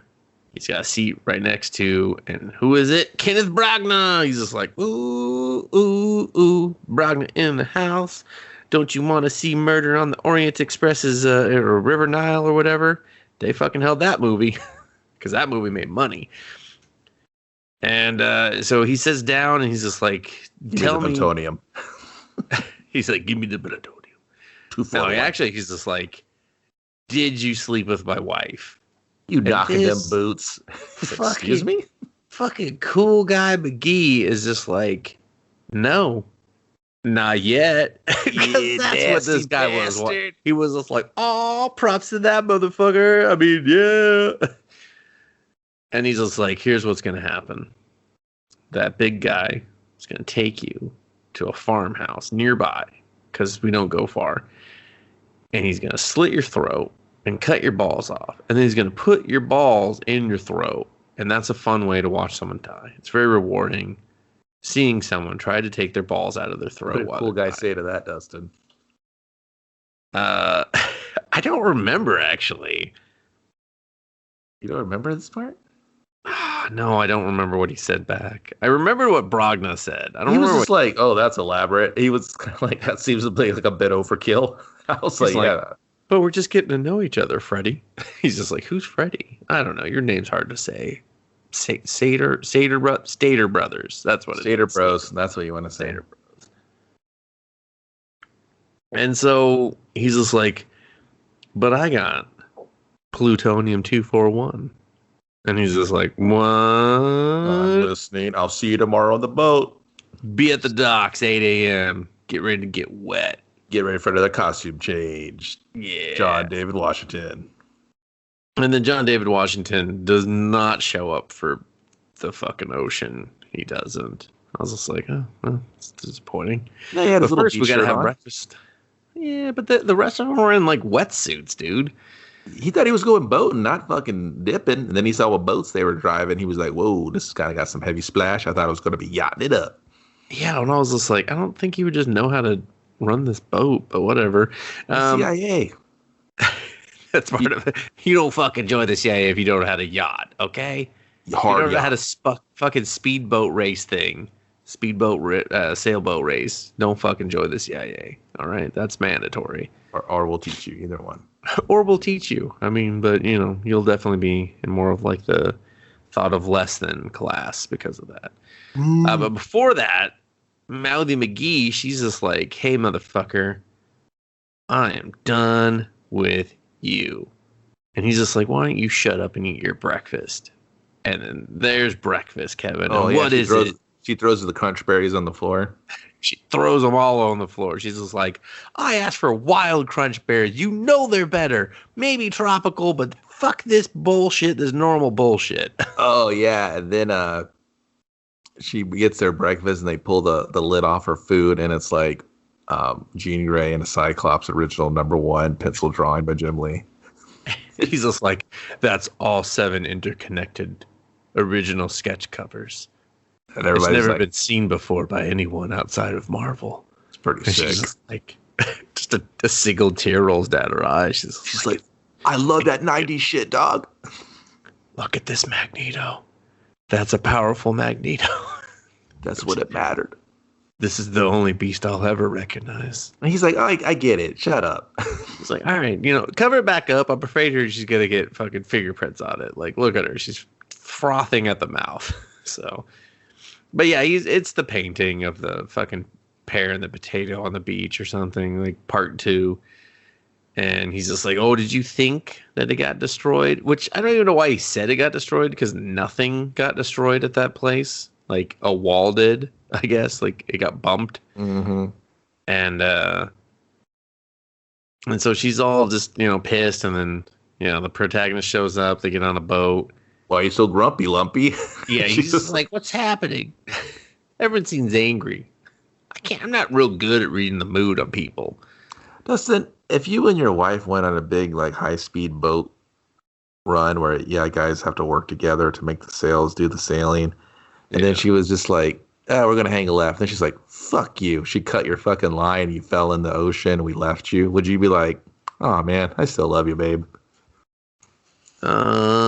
No. I would probably do what he was going to do and put my cufflinks in my belt and wrap that around my fist. And beat the lovey bad wife out of her. Yeah, but like you're jumping ahead. I don't want to get to that scene just yet. So yeah, they're doing the boat thing. She cuts his thing. She's like, "Fucking see you in hell." And then the protagonist is like, "We gotta save him." And she's like, "Boats aren't meant to drive like this." And I was like, "What? We just totally saw you drive the boat like this. Like, what are you talking about?" No. But yeah, he saves Kenneth Branagh, and then Kenneth Branagh is like, come up to my room after you talk to my wife one more time in your room. And she's just like, why'd you lie to me? He's just like, I'm a real piece of shit, but I promise I'm going to take another chance on me, baby. Next episode of The Protagonist. And then the Russian guy pops in. He's just like, he wants to talk to you now. He's like, I need a minute. He's like, no. He's just like, he wants me without pants on? Cool guy. Don't wear pants in his room. Cool guy. Sunglasses just slide on him. And the big tall guy's like, damn, you got me again, cool guy. Got me one more time, cool guy. I swear to God. I'll get you next time. Get you next time, cool guy. Runs away crying and is like, And so, yeah, then he talks to Branagh. Great idea for a show. Cool guy. It's going to be called Cool Guy for the Win. Cool guy for the win. Cool guy never loses. He just gets in all these real horrible situations. And he just hits him with a cool guy line. Everybody's like, fuck, dude, I don't even know what to do right now. You got me. No, we should just give up. That's too cool for us. Put sunglasses on, does like a karate chop on their shoulder, and they just all fucking knock out. He's just like, that's the cool guy chop. Cool guy for the win. He starts doing donuts in the parking lot in his fucking kick-ass T-Bird. Just kicking stones perfectly through the bad guys' cars, knocking them all unconscious. They're just like, goddamn cool guy. I've seen some cool shit before, but maybe I haven't. That was real cool. It's just like, you guys want to see some cool on cool action? Sure do. Meet me at the Dairy Queen. Cool guy for the win. He's just like, watch me flip this fucking blizzard. Boom! It doesn't fall out. Everybody's cheering and shit and just high-five it. They flip theirs, it falls out. They're like, oh no. He's like, you're not cool enough, guy. He's like, ha, fucking loser. Flicks a fucking toothpick through their fucking throat. They're just like, die. He's just like, yeah, cool guy out. Join us next time. Cool guy for the win. Just kind of more cool guy stuff. It's basically the same episode, but sometimes there's a helicopter. Show's 2 hours, but man, they always bring something new to this cool guy. Unlike this cool guy. Unlike this cool guy. Who doesn't drink on the job. He's offered a drink by a man who likes to get his way, Kevin. And this man doesn't notice and isn't offended that he didn't drink with him. Like, talk about a breach in character. I was just like, what the fuck, man? You better drink that goddamn drink. If it was a Diet Coke, you would have drank it. He would have been like, how do you know? Did you talk to Neil? They're just like, this guy. It's like, dude, who drinks like that? I assume cool guy. It's true. He's like, cool guy takes one sip. To drink Diet Coke. Cool guy for the win takes a sip and he just pours the rest on his head. And then he puts his sunglasses on. Everybody's like, cool guy. Like, no matter what it is. He's just like, what is that? Fucking Hawaiian punch? just like the whole 2 liters on top of his head. Everybody's like, do I drink mine or do I wear it? What would cool guy do? But like, he's like, oh, you'll be wearing it. Splashes on their crotch. He's just like, fucking Pistons pants. They're just like, cool guy. Everyone's laughing at him. He's laughing. Everyone's like laughing. Cool guy. And then everyone else explodes, and he goes and he gets the guy. He's like, I saved your life back there. Cool guy don't bully no one. But you had to live because you're going to be president one day. He picks him up in slow motion, puts his cool guy sunglasses on him. He's like, that's one for the cool guy. He's like, thanks, cool guy. He's like, I'm going to need those back now. He's like, nah, you keep them. You fucking uncool guyed them. Actually, he takes them off. He already has another pair underneath. Oh, yeah, he takes them off. He's wearing the other pair. Perfect. That's a cool guy move. Good call, Dustin. Yeah, totally. He's like, this is your growing up to be a cool guy pair now. And then one last bad guy goes to rush him. He turns, throws his sunglasses right on that guy. And the guy's like, hey, I'm not so angry. And the cool guy pulls them off the top of his head. He's like, just like his head from his shoulders, like Mortal Kombat style, or what? No, he's wearing them on his head this time. And then the next time he's wearing them behind his ears on his head. Like, he always has them in a new cool spot. Oh, yeah. The fucking bill of a hat, just like. Oh, yeah. On the back of his shirt hanging off his collar. Real stupid, but he's got them there because he's a cool guy. But that's only to spare. He's always wearing them, and then you think he has to use them. And then he's always got the backup from where you don't know where. You ain't ready. And then when he wakes up, you're like, oh, my God, he doesn't have them on, but his eyes are closed. And then he just puts the magnetic ones that come together in the center. He's like, all right, we're ready to start the day. And those are like literally his pair. Minimum of 2 seasons, 40 episodes with ideas. They're like, God damn it, we don't know how you did it, but you're the new Super Bowl of ratings. Netflix is like, give me a fucking phone that works so I can call these motherfuckers. I want some cool guy for the win. They probably would greenlight a cool guy show, actually. We should, we should do that. I don't know where we're at in this movie anymore, though. The drinking and the protagonist kind of, Yeah. Brogna. Yeah. So then Brogna goes to threaten his wife and beat her. Just very intimately, briefly. I guess. Yeah. Briefly. A brief, intimate beating. Yeah. And it's very strange because she's like, he'll hear you. And I'll scream. I'll scream. And I'll scream. And I'll scream for ice cream. He's just like, all right. Are you saying every woman in this movie is pretty weak except for the gun arms dealer lady? Who's later not very strong at all, but she's not at all. In fact, she's real weak shit. She plays herself pretty hard at the end. Yeah, it didn't even matter. Okay, they made contact with her. They're on the same team, and she still makes them bungee jump off of her building instead of just calling off the police. I hope you thought of a way to get out of here. I'm sure you did. He's like, reverse. I was just like, hey, flex your power and then just wave them off from the fucking top floor. Like, that's a show of fucking force and power. They can't know that she's in on it. Whatever, man. But yeah, so then Sador, whatever. He gets some helicopter delivery in the middle of the night on his yacht in international waters because it needs to be. And the protagonist is just sneaking around. He's just made a deal with this guy to get the plutonium with it. He's like, help me get the plutonium. I'm trying to get my... And I didn't really understand this whole, I'm trying to get my arms game thing going on. I'm an up-and-comer. Because it was just such weak sauce that, no one believed it, not even the guy delivering the lines. And I was like, why do you keep pretending right now? Just stop it. No one cares. I think a lot of the times the actors really just didn't know what was going on. I think they were just doing scenes. I think they kind of act like they got what was happening in the movie, but I really believe at times they were just like, I'm going to do this scene. And actually invert your actions right now. Listen, and don't get me wrong.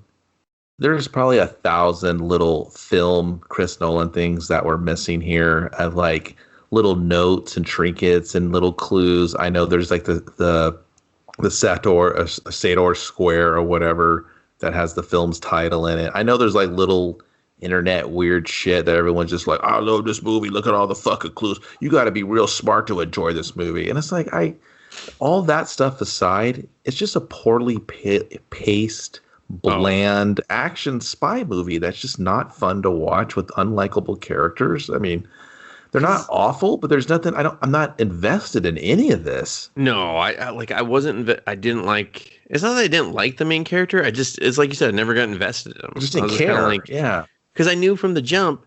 Okay, they rebuilt this guy's mouth supposedly after cyanide. All right, he's good. He survives the whole movie. Like, no cause for concern.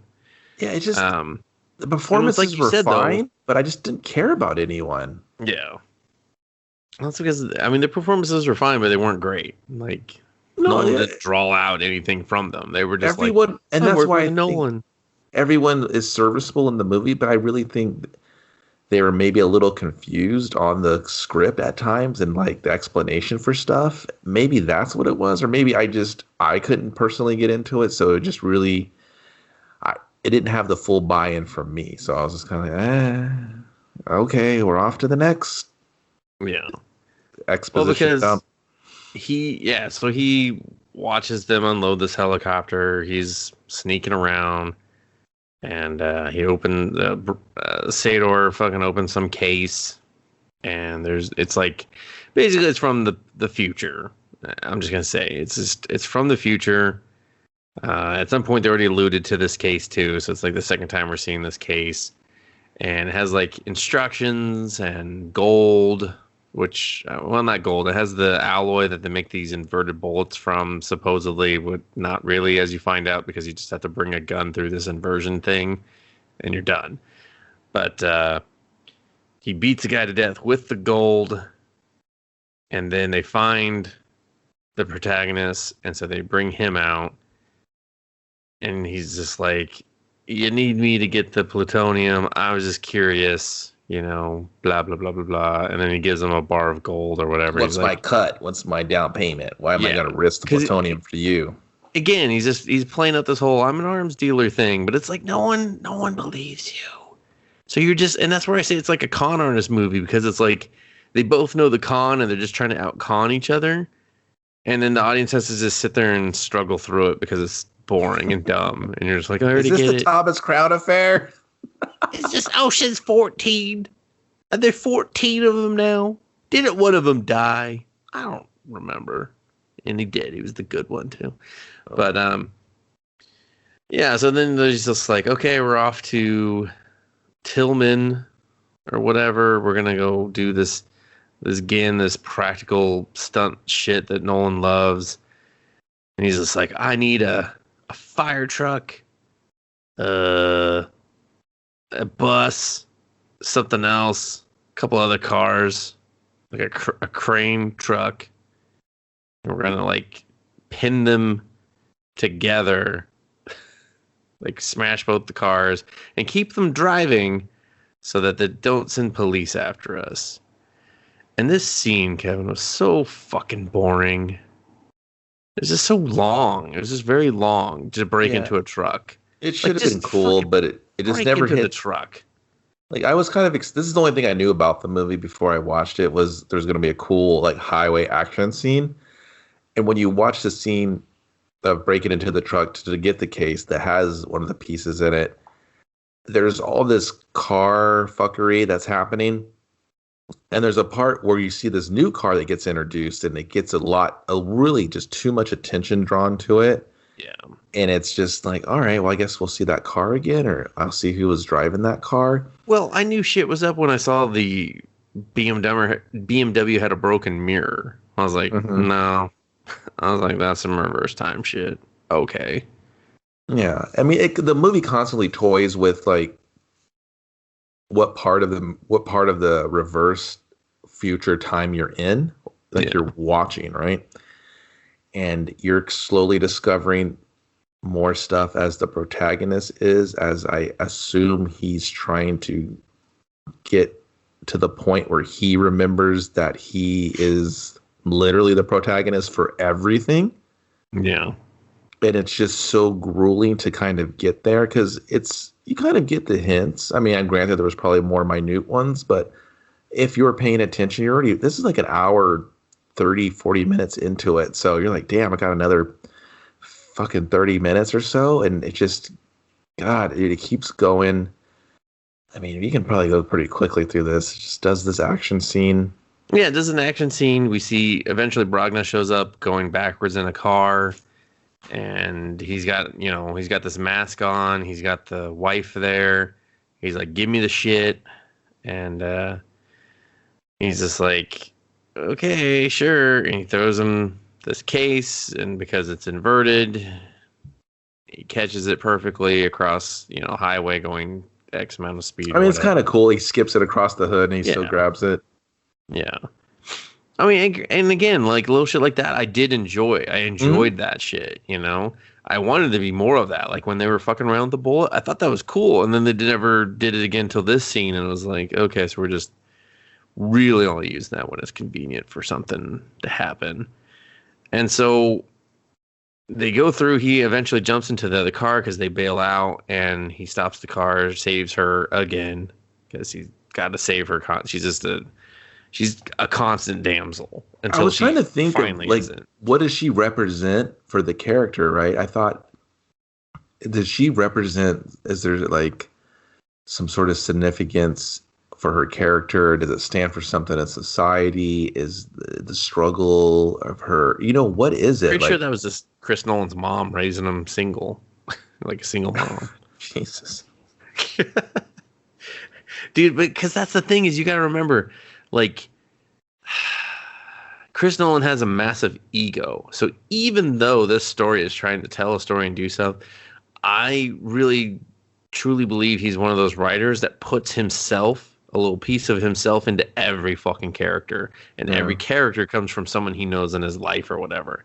So I think that's just Chris Nolan's mom, Like, shit, I mean, maybe. Like my guess is that the Max kid actually grows up to be Neil. That's kind of my guess. That's where I thought it was going to go and kind of allude to. And so that's why she's important, because you need her to raise Max, who becomes Neil, who becomes his, best friend or whatever. So it's like, okay, whatever, But yeah, so they do this highway thing. He saves her. But then they come back and they kidnap him instantly. They're just like, okay, you're coming with us. I was just like, man, what the fuck? This guy cannot not get captured. All he does is get captured. Yeah. And they go back to a new Freeport, and they go inside, and he's, she's on one side, he's on the other side. And this is kind of cool. They're doing this backwards double talk shit where he's the Sator has the wife, and he's like, I'm gonna fucking shoot her if you don't tell me where the thing is. I know it's not in the box. Like, is it in the fire truck or is it in the BMW? Tell me. And he tells some bullshit, and but he's in the past. Yeah, he's technically in the past, and Sator's in the past. You mean, right? Yeah, because Protagonist is in the normal time continuum. Allegedly, he sees the bullet's already been punctured. So he knows that the wife's going to get shot, but he doesn't react or do anything about it because he's kind of already slightly figured out the overlapping moments. Yeah. Yeah, he did. Yeah, yeah. And then this like fucking Time Force Future Cop team shows up, led by Quicksilver, and they clear the room, and then Brogna gets away. The wife gets shot, and he's like, we gotta fucking save her. So he jumps over into the past side, or into the inverted side. Well, listen, before you do that, it turns into a continuous pet peeve about this movie. The movie stops so Cybercop Force Task Team can explain the fucking movie to him again. And I'm like, oh my God, it just has all these significant details that you won't be able to feel or sense through our video or our filming. Stop-start vibe that goes on with the movie, so it dulls the movies. It takes the tension away. It dulls the energy of everything. I just had this kind of cool, like you said, I love the practical stunts that we just experienced, and now we just grind to a halt. We stop. So I hate the practical stunts, by the way. I don't. I wish there was more in movies. So anytime I can see it, I'm just of that ilk of when I see them, I'm happy for them. No matter, they might be kind of lame or whatever, but I just wish It's there was very more fun. of them. So, Um, but yeah, it just turns into the stop and start, and I'm like, where is the movie is trying to build this energy and this tension, but it pulls the plug on. I feel like every time. yeah, and it's just like you're told she's gonna die. She's been shot with an inverted bullet. That's not good. And so, you gotta like. He's like, we're gonna save her, and he need like 5 days to do that or some shit. And so he runs out, and yeah, they're just explaining the world to him. They're like, the wind's gonna feel weird. Birds are gonna be backwards. He's like, can I drive a car? And They this is won't when plump when you Quicksilver's just cook them. like, they won't plump when you They get smaller. and fucking Ives is just like, that's a fucking cowboy shit. That's a fucking cowboy shit. He's just like, how do I? That's a fucking cowboy shit. It's just like, Don't try to understand, just feel it. yeah.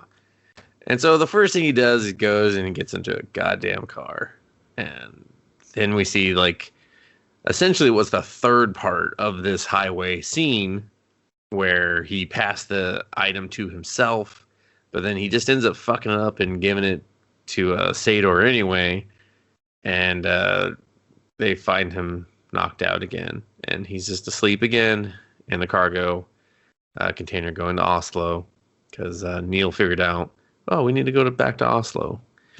Why, everyone? Because we've already revealed now that they've figured out the inversion. There's this whole inversion team. They're the guys that run out of the shit. So now they got to do a reverse heist into the thing at the same time they're heisting into it the first time. Dude, it felt like a whole other movie started. Yeah. It's like, did you ever see Dunkirk? No. That's a good movie. Like, he did a great job with building up tension. It felt like something was at stake. You were just kind of captivated. It had a slow build. So when something happened, it was very poignant and memorable. And you're just like, man, there was actually a payoff for that. I actually felt, it was enthralling. It's great to watch. It's really great. And this, I didn't get any of that vibe. And I'm like, I thought there would at least be some sort of cool big combat scene at least, but it just felt like there was a combat scene. like it literally just felt like they were shooting at empty buildings. You never felt the tension of bad guys. It was just No, I didn't know who. Like, they only showed like 10 bad guys. I was like, they were just shooting rockets at him like Halo. yeah. I was like, you have like 90 troops on the fucking floor. It seems like half of your problems are because half of you are going backwards, like blowing up at your other half, And I know that this has to take place because it's already taken place and we're reliving it, and you're kind of want to rerun it again at that moment in time because another soldier's going to go rogue and put another series of events into motion, so it has to happen. But what were you guys shooting at? Like it felt like a play.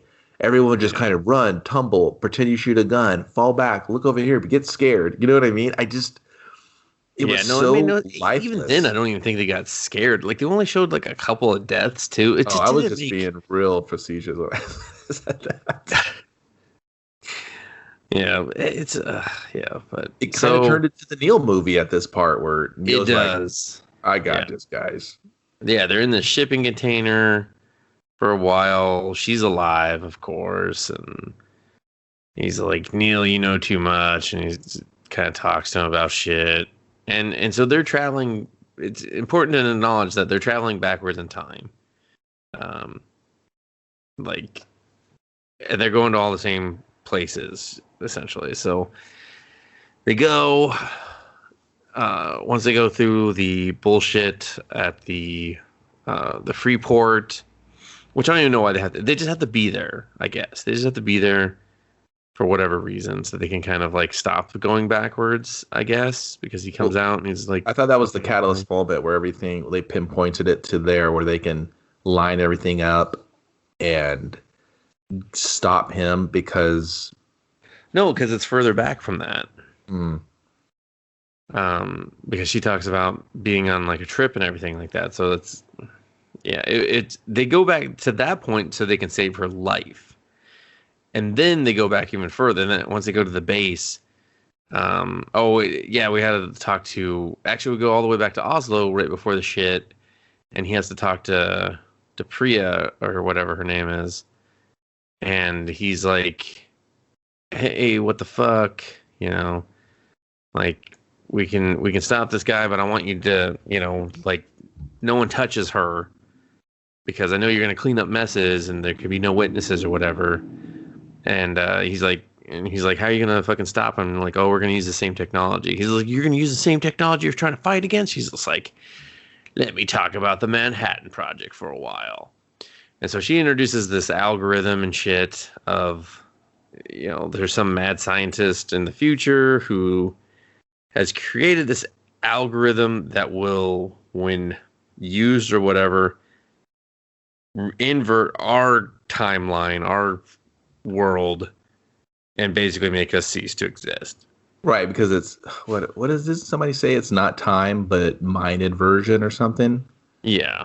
So it's not really so much you're working in the basis of time, but then the movie touts it so much. But then it's just like, no, just JK. It's you got to stop thinking so linear, Dustin, when you review this movie. Well, I can't help it because it's not. It's actually not that. It's pretty linear, honestly, but. Yeah, so in this, action will make this essentially this timeline, this split dimension, cease to exist in a blink of an eye. And Bragna has a dead man's trigger to where when he dies, because he's dying of like stage 4 colon cancer or pancreatic, yeah, or pancreatic. There we go. So he's terminal. So if he dies, if he can't have the rest of the world, he's cool with it. He's going to take the rest of the world with him. And so they pinpoint this point where he went missing in Taiwan for Vietnam. a day. Oh, Vietnam? Oh, yeah, you're right. Sorry. That was their travel spot on the boat. Yeah, where they took their yacht to Vietnam. This yacht gets all over, but whatever. This happens when you're rich. Yeah, yachts travel fast. It's like your own little cruise ship. But so they're like, okay, we're going to involve her in the plan again. She's going to go keep Bragna busy. And then we're going to... Bragna's like, it's a palindrome. It's a palindrome. Tenet. Say it like race car. Could have called the movie Race Car. Would have made just about the same amount of sense. And they're going to storm the place where this bullshit, like, town that was never on a map thing that's supposedly in Eastern Europe, but it's in a desert somehow. It's very Middle Eastern. And then we're going to make all these teams, like, storm it. Half of them are inverted, the other half aren't. Somehow this will help them. They know they have 10 minutes. And it's a long sequence. And like Kevin said, they're just shooting at empty buildings. Metaphysics everywhere you look. Yeah. Like one person gets like sealed in a wall. And I was just like, oh, that could have been cool if like the leg was hanging out. But that was so stupid, dude. I was like, it was super stupid because they were just behind a wall, Kevin.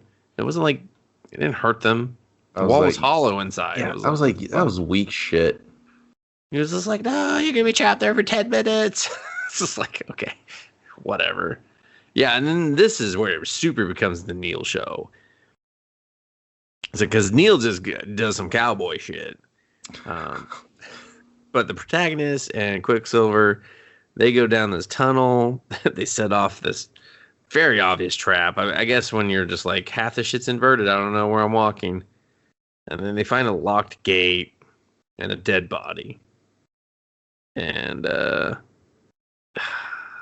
part I was just like, this is dumb. And he's just like, let me stare at this backpack. Okay, everyone get that? All right, cool. See the little sparkly jewel on it? Yeah, which I'm pretty sure is some Inception nod too, so, but whatever. And then, there's the big guy, and he's got Bragna, and Bragna's talking into his phone while future past wife, or whatever the fuck she is. I'm going to call her Scarbelly, because at that point she was Scarbelly. And well, Scarbelly was sets up this real long contrived murder she wants to do. She's like, listen, I saw Murder on the Orient Express, okay? It was okay. Like, just hit him in the head with the fucking champagne bottle or whatever, and throw him over the fucking side. What are you doing? Like, just push him. Just a good push. Boop, boop, boop. I mean, I did laugh when he hit the lower deck. Dude, when he hit that, I was like, oh shit. I was like, oh my god, you killed Kenneth Branagh. I was like, is he okay? Someone check on him. Seriously, I need to know. All right, I'm sure I'll be fine. He's kind of producing some of his best work right now. He's hitting his peak. Okay, these are his Redford years. Let him have it. Oh, I like that. Yeah. But yeah, so back at the thing, it's just like they've put the device together. They've told us not a damn thing about how it's going to actually be activated or worked. Especially since the movie just said, if all the parts together, boom, boom, dead. And then they're all together, and you're just like, okay, I guess we're not dying. Whatever. And then, Bragnah's on the phone. She jumps the gun and just says, fuck it, YOLO, I'm going to kill your ass. I don't even give a shit. And dives off the boat. And they're just like, oh, fuck. Neil jumps down, pretty much gets shot in the head. And then they continue on. Or like the body jumps up for a second and then gets shot in the head. I don't know. I was just like, whatever. I get it. That's Neil. And then Neil helps him save the day, pulls him out of the tunnel. They have the device. Everything worked out. And then Quicksilver pulls a gun on him. And he's like, so you got to kill us all now? And he's like, every man just has to kill themselves. So carry on with your lives. Just take a piece each. And if I ever see you, I'll kill you, you know? And then Neil's just like, but you're not going to really look for us. He's like, oh, no, I will. I fucking will. It's just a bunch of stupid banter here. Yeah, it's so dumb. And then Neil's like, I got some more doing to do. And by the way, we were friends the whole time. What? Yeah. And he was just like, because he sees his backpack and he knows he's going to go die. And Neil's thing the whole time has been like, what's happened has happened. Kind of like, we're in an endless loop, buddy. Yeah, like there's no, like, it's already happened. Like, I can't change it. I already know. He's already accepted his fate. And this is the Doctor Who part, Kevin. Because I was back there dead in the fucking mine shaft already. Yes, exactly. So I had to set up to save you again because I was honking in the Humvee, and yeah, I get it. Yeah, well, no, that's not the part I'm talking about. So he's just like, yeah, we're gonna get we're gonna get at a lot of things. This is the end of my journey with you, but the start of your journey with me. Like we're again inverted, working backwards, and this is the part for anyone who doesn't watch Doctor Who that is stolen from Doctor Who, because Doctor Who has a wife. Okay. But the kicker is the first time you meet the wife is the last time the wife is with the husband. So his first meeting is her last time with him. And you're like, oh, that's super fucked up. Because then as he continues to travel, you work backwards. And so then you also see her first time and his last time with her, So it's like, it's bookend. Inverted. Yeah, it's inverted. And he totally just lifted that. He just was like, oh, I love that. I'm going to fucking take that and just shove it into this tiny little scene. Oh, maybe he was a Who head and he thought he wanted to give a nod to his favorite show. I mean, yeah, maybe. I mean, he is British. But I heard that and it was just like, having already seen that done. Yeah, it was a huge sigh for me because I was like, I've already seen this done and so much better. And then I was just like, wait, are you telling me you want to do more of these movies? Because like, you're saying they get up to some shit. Like, honestly, at this point, I don't want to see them do anything. Only if they call it that. Only if they call it Tenet 2, we getting up to some shit. Then I'll be like, that would be dope. And it just has a fucking heavy hip hop soundtrack the whole time. Yeah, and they're standing back to back on the cover with just, I don't know, I guess guns. Yeah, I assumed guns. Or like super soakers, maybe, just like guns. And there's like a cool car explosion in the background doing some flippy flips. And I'd be like, yeah, this is more of the same. This is definitely more of the same. But yeah, it's just this like really long, like we won. And now we are still going to explain the movie to you in case you didn't figure out. Now it's the protagonist's turn to explain the movie, because earlier he gave the wifey a celly cell, and he's like, "When you're ever in danger, and they plump, when they're not plumping when you cook them, you open this up, tell me your location, and I'll be there." Yeah, and she's it's like a inverted phone, so it just like it rings him in the future, and then he can show up, or like rings him in the past, I guess, so he can show up at the right time. So she calls about this Beamer. It's looking mad sus. And the woman who never leaves her fortress is there on the hit with her guy that's got second time she's left her fucking fort. Yeah, and he's just like gat. It was a real Mr. Magoo, like it was real like bad guy and like idiot boob like accomplice, and like you're not gonna mess it up this time. I'm gonna be there to make sure I got killed. We gotta kill her and the kid. We don't know what they'll do. It's just like, what the fuck? Yeah, and then so then he explains that he is the one and only protagonist to this woman that tried to diss him and say he was a protagonist, not the protagonist, even though the subtitle already fucking told us he's the protagonist. And then I was like, Nolan, you're getting real specific with your fucking articles here, motherfucker, but whatever. So I set it all up. I wrote this movie. I directed it. I started it. Eat a dick. This is my story. I'm the grandfather of Tenet. Why'd I name it Tenet? It doesn't make any sense. It's the same forward as it is backwards. I don't have a lame name for anything. Yeah, I'm starting a secret because don't get me wrong, I like this idea of this like secret society being created in reverse to fight the future, fight the past type of thing. I think that's a really cool idea. I don't think that's the movie we got. We got like this weird kind of shitty origin story of it where it was like, oh, okay. Maybe if it was like an episodic thing where it was hourly and they don't have to do all these like stops where it explains the movie. And like I said, that took me out. There's no tension. There's no risk. There's nothing at stake for me. I didn't care what would happen. It's just guys and gals doing stuff. Like, I didn't believe the world was going to blow up, you know? I never felt like he was ever going to succeed. There was this weird, like, Starship Troopers desert battle thing. I didn't really kind of get what... I never really cared about what was happening because it was just so poorly explained, and they were trying to interweave this mother would do anything for her son, and I think he's maybe in 3 scenes, the kid. I just like, I don't care. Well, she tries to kiss him and he's just like, get off of me, woman. Like, yeah, and I know you're trying to like use her to get close to him, but there could have been so many more interesting ways. I don't even know why that character was really there. I said, only if it fits my weird theory that's Neil. But otherwise, no. Like, why did he do all that for her? Like, so much extra shit happened because he was just like, I want to protect her. Yeah. I feel bad that I James Bond her and used her to get information and then, like, let the bad guy kill her. I don't know. And that's the thing. I know, like, Nolan loyalists were going to, like, defend this movie until the next one. Yeah. And I don't know. It did. That's Sony. It did absolutely nothing for me. I was very disappointed. I thought it was going to be at least like witty. I don't know. I thought I was going to get some cool effects.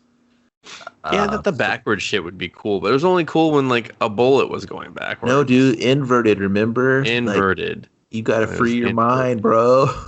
I fucking free bird in my mind right now, man. I mean, it's as free as it could be.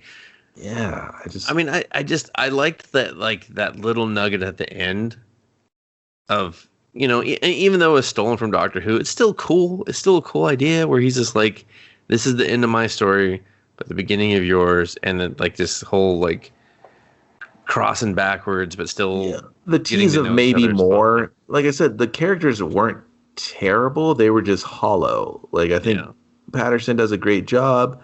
I think Washington, it's respectable performances. It's just, I think the material was just laid out so clumsy that it was really just hard to care. Yeah. The movie looked fine. It had its cool little gimmicks, but I just didn't give a shit about it's because it was anything. honestly, it was just very boring. I think we were saying that while we were both watching the movie. It was just like, man, this is just so boring. Like, it's just not so boring. Like, when they were jumping around to different cities, I was just like, man, slow down on that, because like you're just telling me don't care about this scene. Like, this isn't the scene where shit's happening. This is just no titles, like piece. no title locations, no little bumps, no voiceover. It was just go, go, go. I mean, the little kid's name was Max, not Neil, unless his middle name's like Max Neil. My dad's a terrorist. I assumed, no, I know the kid's name was Max. I called him Max. But I was saying that, obviously he knows that the kid's name is Max. So what's a name he would not know was anything other than Max. So he was like, I'm Neil. Yeah. So, and again, I'm probably really fucking wrong on that theory. Like, that was just me trying to be like, why is he doing so much fun for her? Is that kid grow up to be Robert Pattinson? And then that's why, I don't fucking know, man. You're just having fun. You're trying to just entertain yourself by watching something. And I was just trying to make up some fucking shit that was better than the shit they phoned in. Because, I mean, the Secret Society, I like that, but it just seemed like it was not organized and just doing a lot of dumb shit and just like killing people for fun too. I was like, you're not very good at being secret. So that's true. Like, it's just like, if you're gonna have a secret organization, there should be some sort of like structure. I feel like that seems like the point of a secret society is should like be some sort of like hand gesture and a code word. Yeah, it should be a little more than that. I feel like that's all they had was just that. They were like, what do we want to do for step 3? No, we're done. We're good. Adjourned. So just this thing with our fucking fingers, and we say Tenet to each other. But like, we have to say a really dumb sentence like, there's no other tenants in this building. Did my ball sparkly night? And I'm like maybe. Can I? For Dusk Till Dawn 2. Pretty good. Did you mean the series? Oh, yes. I'm sorry. Did we update it? I don't fucking know. My God. I mean, and I was like, and what type of code word was that where everyone knew it? Like, even the bad guy was like, for fucking dusk to midnight, the moonlit sonata. And he was just like, I'm not going to. As the dew sparkles from my ball sack. Like, yeah. The cleansiness of my taint on your mother's face. And he's just like, no, that's definitely not it. But come to my house and watch Mighty Ducks Game Changers on Disney Plus. Everybody's like, that guy got cleaned up. It's a slow news cycle. Just like, that's interesting. What do they do? Play hockey in that and win the big game? No. Did they do a duck formation? And everyone's just like, oh my God, we don't know what to do. They made a V. And then Karate Kid slapshot it in. Just like, anyway. Well, I didn't know what to do watching 2020's Tenet from Warner Brothers. It's a hard pass for me because I was bored to tears. But I think if you're a fan of Nolan, it's a sure bet. And you've already saw it. Yeah, you don't need me to ramble nor Dustin go blah, blah, blah. You guys didn't get it. You're so stupid. Chris Nolan is a genius. Everything Bane said in Batman moved the story along. He wasn't rambling. Did you happen to know that he based his Bane performance on Christopher Nolan? Let that sink in. That's so and make some sense somewhere. Yeah, I don't know. I mean, I don't really feel like we missed parts of this movie. If there's like secret hidden shit, it's probably not worth finding. To be quite honest, I'm sure. Like, I don't think it would change the viewing experience that I had. And that's overall my biggest problem with it. It's just not engaging. You wait for some cool gimmick, inverted bullet, and nothing really happens. Where you're just like, whoa. I mean, granted, it didn't have to be like a mile a minute, and the B story was just awful. I didn't need the woman and the child being interwoven in this need to stop World War III. I don't know. Just to even go over it and talk about it was just very draining. I feel like I watched it twice. Yeah, very much so. Maybe they were tangled up in it because that one guy was like, "Would you take a woman hostage? What about a boy?" And He's then like, yeah, man, I gotta do what you technically they gotta did do. for the whole fucking movie. And that woman and that child was you, dear viewer. The movie took you hostage. Didn't let you go until the cufflink belt came out. And you're just like, Jesus Christ. Not again. But I wanted to see him rock her just one, like I kind of did. I was like, how would really cufflinks in the boat? All right, I'll bite. What's that look like? Jeez. But no, it's a hard pass for me too. It's just like, don't even give it your morbid curiosity. It's really boring. I mean, I guess if you've never seen a Christopher Nolan film, sure, have at it. But if you have, start with something else. You want to get to the Chris Nolan rush. Yeah, watch Memento. That's probably it, I guess. Maybe Dunkirk, according to Kevin. But otherwise, that'll do it for us here over at Us Versus Movies. You can find us on Instagram, Twitter, and even Facebook at Us Versus Movies. We thank you for listening. We'd love it if you'd subscribe and tell a friend.